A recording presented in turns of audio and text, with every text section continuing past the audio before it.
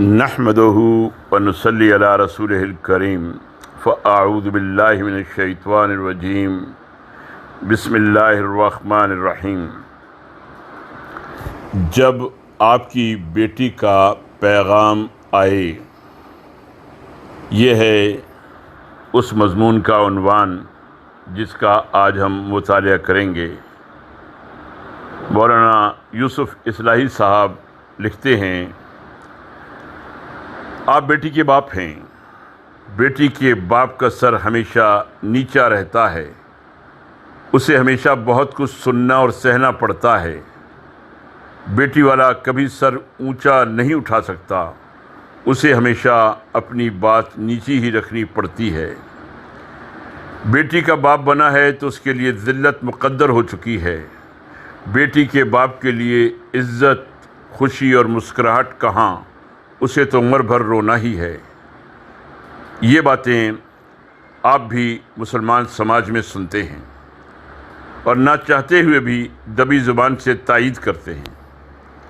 آج سے تقریباً 1400 سال پہلے عرب سماج میں بیٹی سے متعلق جو تصورات تھے، اس کا عبرت انگیز نقشہ قرآن نے ان الفاظ میں کھینچا ہے۔ جب ان میں سے کسی کو بیٹی پیدا ہونے کی خوشخبری دی جاتی ہے تو اس کے چہرے پر کلونس چھا جاتی ہے اور وہ بس خون کا سا گھونٹ پی کر رہ جاتا ہے۔ لوگوں سے چھپتا پھرتا ہے کہ اس بری خبر کے بعد کیا کسی کو منہ دکھائے۔ سوچتا ہے ذلت کے ساتھ بیٹی کو لیے رہے یا مٹی میں دبا دے۔ کیسے برے حکم ہیں جو اللہ کے بارے میں لگاتے ہیں۔ یہ ایک جاہلی سماج کا انداز فکر تھا، اور وہ جس کی بادر ناخواستہ کبھی کبھی آپ کو بھی تائید کرنی پڑ جاتی ہے۔ آج کے مسلمان سماج کا انداز فکر ہے، مگر حقیقت یہ ہے کہ دونوں انداز فکر جاہلیت کی پیداوار ہیں۔ دونوں کا سرچشمہ دلالت و جہالت ہے، دونوں سراسر باطل ہیں۔ بیٹی ذلت کی پوٹ نہیں، سعادت کا سرمایہ ہے۔ بیٹی ٹھکرانے کی چیز نہیں، استقبال کرنے کی چیز ہے۔ بیٹی اللہ کا انعام ہے۔ آپ کی بیٹی آپ کی جنت ہے اور جہنم سے آپ کے لیے آڑ ہے۔ آپ کے گھر جب بیٹی جنم لے تو اللہ کا شکر ادا کیجیے۔ غم زدہ ہونا، منہ بسورنا، دل تھوڑا کرنا اور بیٹی کو وبال سمجھنا مومن کی شان نہیں ہے۔ خوشی منائیے اور اس سعادت اور انعام پر فخر کیجیے کہ اللہ نے آپ کی جنت آپ کے گھر بھیج دی اور جہنم سے بچنے کی کنجی آپ کے گھر بھیج دی۔ کیا اس سے بڑھ کر فخر کی کوئی بات ہو سکتی ہے کہ آپ کو بیٹی کی بدولت رسول پاک صلی اللہ علیہ وسلم سے ایک نسبت اور مشابہت حاصل ہو؟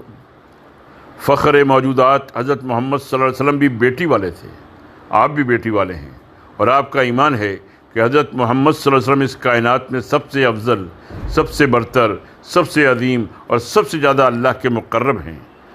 آسمان کی آنکھ نے نہ ان سے افضل و اعلیٰ انسان دیکھا ہے، نہ کبھی دیکھ سکتی ہے، اور حضور صلی اللہ علیہ وسلم بیٹی والے تھے، تو پھر آپ بیٹی والی ہو کر حقیر کیوں ہو گئے؟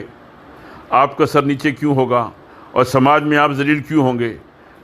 رسول صلی اللہ علیہ وسلم پر ایمان رکھنے والے مسلمان سماج اگر بیٹی والے کو حقیر و ذلیل سمجھتا ہے تو یہ بدترین قسم کی گستاخی، عبرتناک قسم کا ظلم اور انتہائی افسوسناک قسم کی جہالت ہے۔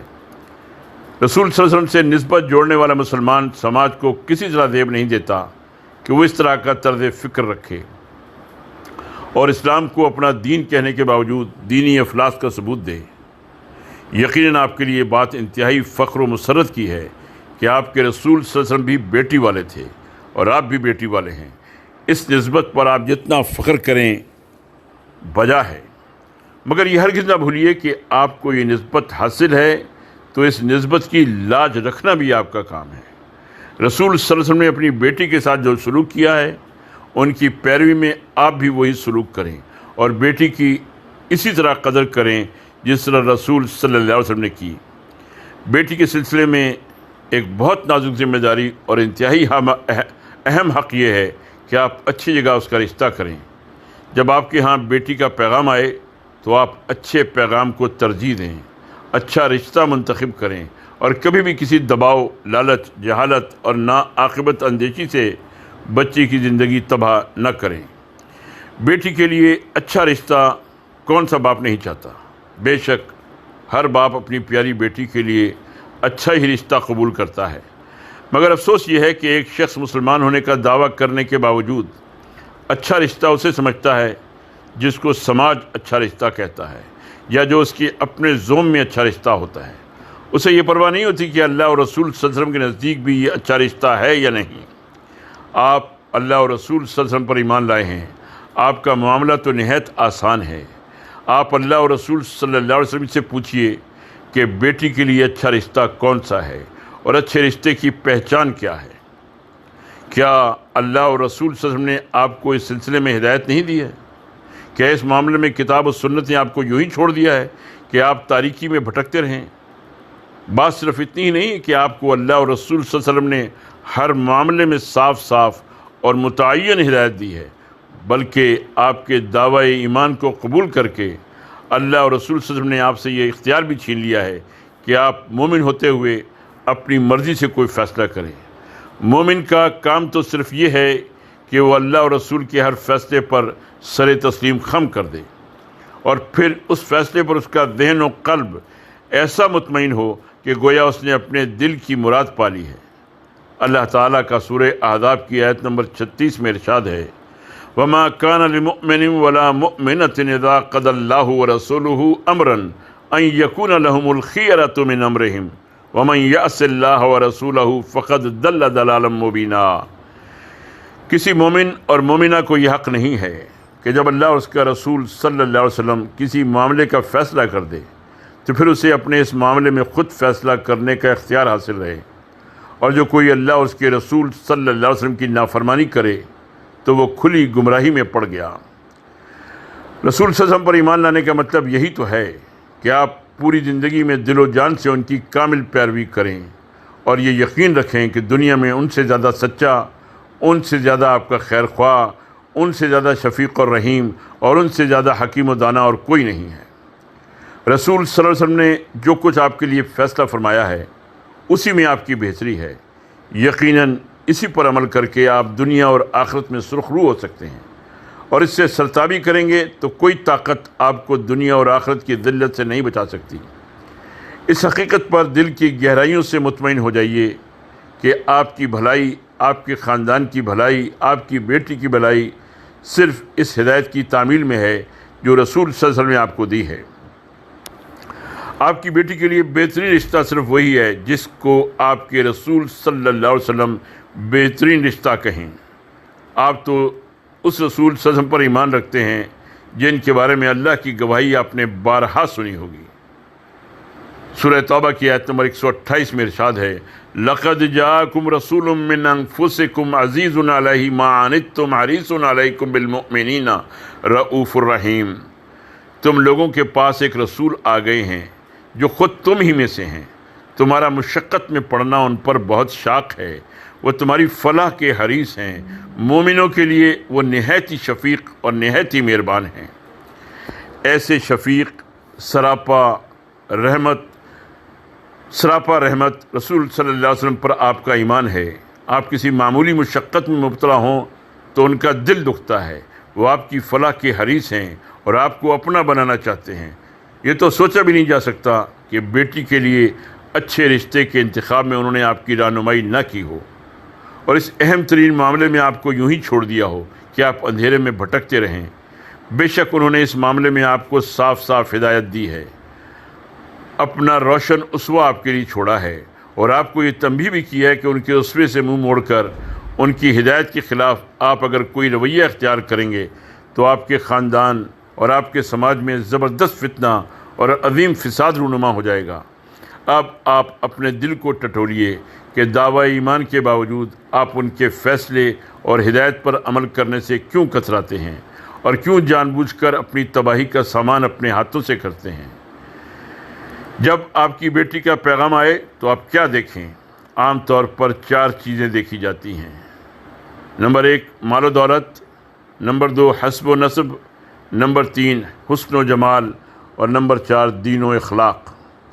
آپ کو ان میں سے کس چیز کا لحاظ کرنا چاہیے اور کس حد تک یہ سنجیدگی سے سوچنے کی بات ہے؟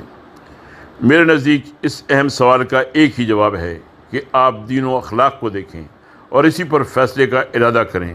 مگر خوب سمجھ لیجئے، جب میں آپ کو یہ جواب دیتا ہوں تو میرا مطلب یہ ہرگز نہیں ہوتا کہ باقی ساری چیزیں یکسر نظر انداز کر دیجئے۔ میں صرف یہ کہتا ہوں کہ دین و اخلاق کی خاطر آپ ساری چیزوں کو نظر انداز کر سکتے ہیں، لیکن ان کی خاطر دین و اخلاق کو نظر انداز کرنا آپ کے لیے کسی طرح اور کسی وقت مناسب نہیں ہے۔ میں یہ نہیں کہتا کہ آپ مال و دولت کا خیال نہ کریں، مال و دولت سے نفرت کریں، جی نہیں، مال و دولت بھی قابل لحاظ چیز ہے۔ مال اللہ کا انعام ہے۔ اللہ نے مال کو فضل کہا ہے، خیر کہا ہے اور فضل تلاش کرنے کی ترغیب دی ہے۔ پھر مال کو قیام کہا ہے۔ قیام یا قوام اس جوہر کو کہتے ہیں جس پر کسی چیز کی وجود کی بنیاد ہوتی ہے۔ مال زندگی کا قوام ہے، مال زندگی کا دار و مدار ہے۔ زندگی کی بے شمار ضرورتیں اس سے پوری ہوتی ہیں اور زندگی کی رونق کا ایک بڑا ذریعہ مال ہے۔ اللہ ہر ایک کو افلاس اور ناداری کی آفتوں سے محفوظ رکھے اور کسی ایمان لیوا آزمائش میں مبتلا نہ کرے۔ پھر مال ہی کے ذریعے عادات و اطوار، برتاؤ اور سلوک میں کچھ اعلیٰ قدریں پیدا ہوتی ہیں۔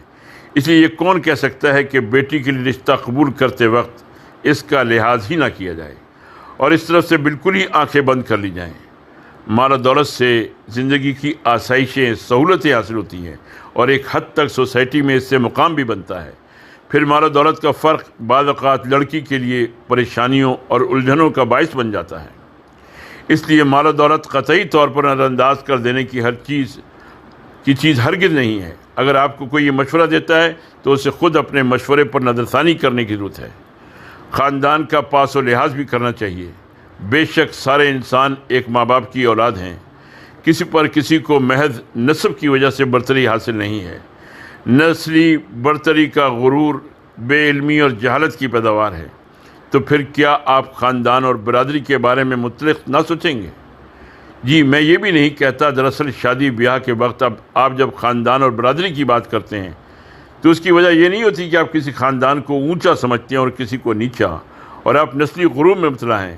کسی خاندان کو کسی خاندان پر ترجیح دینے کی بعض معقول وجوہات بھی ہوتی ہیں اور بیٹی والے کو ان کا لحاظ کرنا ہی پڑتا ہے، بلکہ کرنا ہی چاہیے۔ بعض خاندانوں کو رہن سہن، عادات و اطوار، طبیعت و مزاج، ذوق و سلیقہ، حالات و روایات دوسرے خاندانوں سے اس قدر مختلف ہوتے ہیں کہ دونوں میں اجنبیت اور غیریت کا زبردست فاصلہ ہوتا ہے۔ پھر بعض خاندانوں میں کچھ طبعی اور اخلاقی خرابیاں ایسی ضرور ہوتی ہیں جن کو کسی طرح برداشت نہیں کیا جا سکتا۔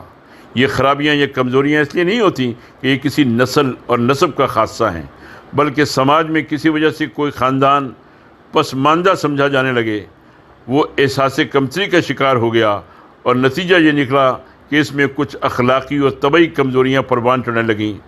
پھر یہ کمزوریاں نسل در نسل منتقل ہونے لگیں اور عرصے تک پیچھے رہ جانے کی وجہ سے یہ خرابیاں ایسی رچ بس گئیں کہ یہ اس خاندان کی امتیازی علامات بن گئیں۔ بے شک عادات و اطوار اور اخلاق و کردار کی یہ خرابیاں تربیت اور حالات کی تبدیلی سے دور ہو سکتی ہیں، مگر ان کا دور ہونا ایسا آسان بھی نہیں ہے۔ پشتوں سے جو کمزوریاں چلی آ رہی ہیں ان کو ختم کرنے کے لیے بھی کم از کم 2-1 پشت تک تو انتظار کرنا ہی ہوگا۔ یہ کمزوریاں عام طور پر جہالت، ناداری، آرام طلبی اور احساس کمتری کی وجہ سے پیدا ہوتی ہیں۔ ان اسباب کی بنا پر اگر آپ رشتہ قبول کرتے وقت کسی خاندان کو کسی پر ترجیح دیتے ہیں تو آپ کی حکمت، بصیرت، دور اندیشی اور سوجھ بوجھ کا یہی تقاضا ہے۔ اپنی بیٹی کو کسی ایسے خاندان میں بھیجنا جس کا انداز معاشرت، ذوق و سلیقہ، عادات و اطوار، حالات و روایات آپ کے خاندان سے مختلف ہوں، عقل مندی نہیں ہے۔ ایسے ماحول میں آپ کی لڑکی خود کو کھپانے اور ایڈجسٹ کرنے میں کامیاب نہ ہو سکے گی اور طرح طرح کی الجھنیں اور مسائل پیدا ہوں گے جو آپ کے لیے زندگی بھر اذیت اور کوفت کا باعث ہوں گے، اور لڑکی کی زندگی بھی بے مزہ اور بے رونق ہو کر رہ جائے گی۔ بیٹی کی محبت کا بھی تقاضا ہے، آپ کی دانائی کا بھی تقاضا ہے، دینی سوجھ بوجھ کا بھی تقاضا ہے، اور بیٹی کا یہ حق بھی ہے کہ آپ رشتہ قبول کرتے وقت اس پہلو سے خاندان، برادری اور کنبے کا بھی خیال رکھیں۔ علماء دین نے شادی کے سلسلے میں کفو کی جو بات کہی ہے، اس کا مفہوم یہی ہے کہ ان باتوں کا بھی لحاظ کیا جائے تاکہ شادیاں کامیاب رہیں۔ تیسری بات شکل و صورت کی ہے۔ بے شک فیصلہ کرنے کے لیے سب کچھ شکل و صورت ہی نہیں ہے، لیکن یہ بھی حقیقت ہے کہ شکل و صورت کو بالکل نظر انداز کرنا بھی صحیح نہیں ہے۔ اچھی صورت ہر ایک کو اچھی لگتی ہے۔ حسن و صورت اور شخصیت بھی اللہ کا انعام ہے۔ کوئی وجہ نہیں کہ آپ اپنی لخت جگر کے لیے لڑکے کا انتخاب کرتے وقت اس کا سرے سے لحاظ ہی نہ کریں۔ میں نہیں سمجھتا کہ کوئی شخص اپنے لیے رفیق حیات منتخب کرتے وقت حسن و جمال کو نظر انداز کر سکتا ہے۔ تو یہ ظلم اور ناانصافی نہ ہوگی کہ اپنے لیے تو ایک شخص اس کی اہمیت محسوس کرے اور بیٹی کے لیے اس بات کو یکسر نظر انداز کر دے۔ رسول اللہ صلی اللہ علیہ وسلم کا ارشاد ہے، مسلم کی روایت ہے، ان اللہ جمیل و یحب الجمال، اللہ جمال والا ہے اور جمال کو پسند کرتا ہے۔ کوئی وجہ نہیں کہ آپ اس کا لحاظ نہ کریں۔ پھر حسن و جمال کا معاملہ بس اتنا ہی نہیں ہے کہ اس کا تعلق صرف آپ کی لڑکی کی پسند اور ناپسند تک ہی رہے، بلکہ اس کے اثرات بہت دور رس ہوتے ہیں۔ آئندہ اولاد اور ان کی شادیوں پر بھی اس کے اثرات پڑتے ہیں، اور اولاد کی شادیوں کا مسئلہ جان گھلا دینے والا غم بن کر رہ جاتا ہے۔ آپ کی اولاد کی الجھن اور غم آپ کی اپنی الجھن اور غم ہی تو ہے۔ آپ کی دانائی اور بصیرت کا تقاضا یہی ہے کہ آپ یہ فیصلہ سنجیدگی سے کریں، محض جذباتی بن کر یہ فیصلہ نہ کریں۔ یہ زندگی بھر کا فیصلہ ہے۔ یہ فیصلہ شریفوں کی زندگی میں بار بار نہیں ہوتا، صرف ایک بار ہوتا ہے۔ پھر یہ بھی خیال رہے کہ یہ فیصلہ خاندان اور گھر کے قابل اعتماد افراد کے مشورے سے کریں، ان کا جذباتی تعاون ضرور حاصل کریں۔ اگر آپ کی کوئی اولاد جوان ہے تو اس کی رائے کو بھی سامنے رکھیں۔ کسی ایک اولاد کی شادی کا فیصلہ صرف اس اولاد پر یا آپ پر ہی اثر انداز نہیں ہوگا، آپ کی دوسری اولاد، اس کے قریبی لوگ بھی اس سے متاثر ہوتے ہیں۔ اس کے اچھے برے اثرات آپ کے کنبے کے سبھی لوگوں کو بھگتنا پڑتے ہیں۔ سب کا لحاظ رکھنا آپ کا فرض بھی ہے اور دوسروں کا فطری حق بھی۔ یہ فیصلہ جذباتی انداز میں نہ کیجیے۔ غم، غصہ، مسرت، محبت وغیرہ کے جذبات سے متاثر ہو کر کبھی جلد بازی میں زبان سے کوئی ایسا لفظ نہ نکالیے جس کے لیے پھر آپ کو زندگی بھر پچھتانا پڑے۔ زبان سے نکلے ہوئے الفاظ کو کمان سے نکلا ہوا تیر سمجھیے۔ نکلے ہوئے الفاظ پھر واپس نہیں آتے۔ ایسا نہ ہو کہ آپ کی غلطی کا خمیازہ عمر بھر آپ کی اولاد کو بھگتنا پڑے اور آپ بھی اولاد کے ساتھ پھر غم کے آنسو بہاتے رہیں۔ بے شک آپ پیغام قبول کرتے وقت مال و دولت اور معاشی حیثیت کا بھی لحاظ رکھیے۔ خاندان برادری کو بھی نظر انداز نہ کیجیے۔ حسن و جمال پر بھی نگاہ رکھیے۔ ان عوامل کو نظر انداز کر دینا دینداری نہیں، اور نہ ان کو اہمیت دینا بے دینی ہے۔ البتہ یہ بات ہرگز نہ بھولیں کہ مومن ماں باپ کے لیے فیصلہ کن عامل صرف دین و اخلاق ہے۔ آپ مال و دولت، خاندان، منصب اور حسن و جمال وغیرہ سب کچھ تو دیکھیں اور دین و کردار کا بالکل ہی خیال نہ کریں تو یہ ایک ایسا جرم ہے جو ہرگز قابل معافی نہیں۔ یہ عبرتناک جہالت ہے، دین و ایمان کی ناقدری ہے۔ ایسا سماج جس میں یہ عبرتناک جہالت عام ہو جائے، اس کو تباہی اور بربادی اور فتنہ و فساد سے کوئی چیز نہیں بچا سکتی۔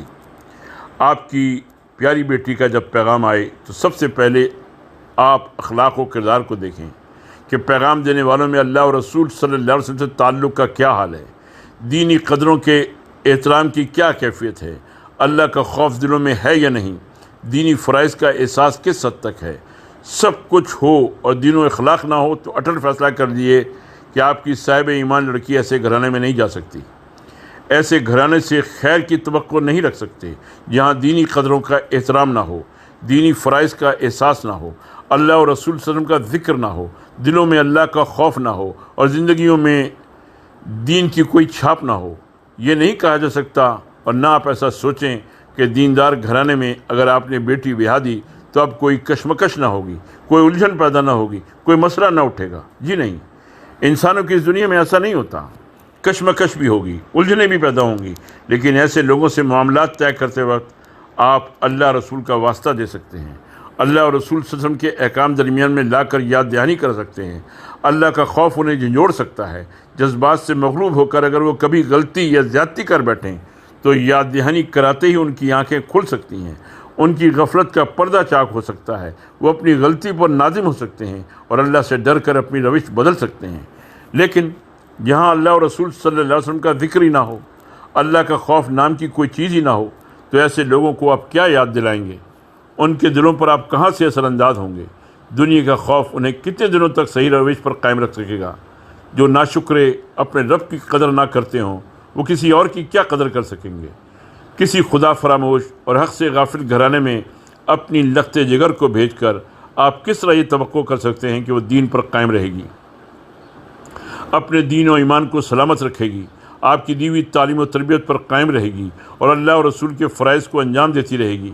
تو پھر کیا آپ اس کے لیے تیار ہو گئے ہیں کہ آپ کی لخت جگر بیٹی خدا فراموش ہو جائے، اللہ اور رسول صلی اللہ علیہ وسلم کے فرائض سے غافل ہو جائے، دینی روایات اللہ اور رسول کے فرائض سے غافل ہو جائے، دینی روایات سے بے بہرا ہو کر خدا فراموش ماحول کے رنگ میں رنگ جائے؟ اللہ ایسا نہ کیجیے، للہ ایسا نہ کیجیے۔ مومن کو تو اس کا تصور ہی لرزا دینے کے لیے کافی ہے۔ آپ بیٹی والے ہیں اور بیٹی کی شادی آپ کو کرنا ہی ہے، بیٹی کا پیغام قبول کرنا ہی ہوگا۔ فیصلہ کر لیجئے کہ آپ اللہ اور رسول صلی اللہ علیہ وسلم کی ہدایات کے تحت کسی پیغام کو قبول کریں گے، ہر حال میں اللہ اور رسول کی مرضی کو مقدم رکھیں گے۔ کسی رشتے کو رد کر دینے کا معیار آپ کے لیے صرف اللہ اور رسول کی ہدایت ہوگی۔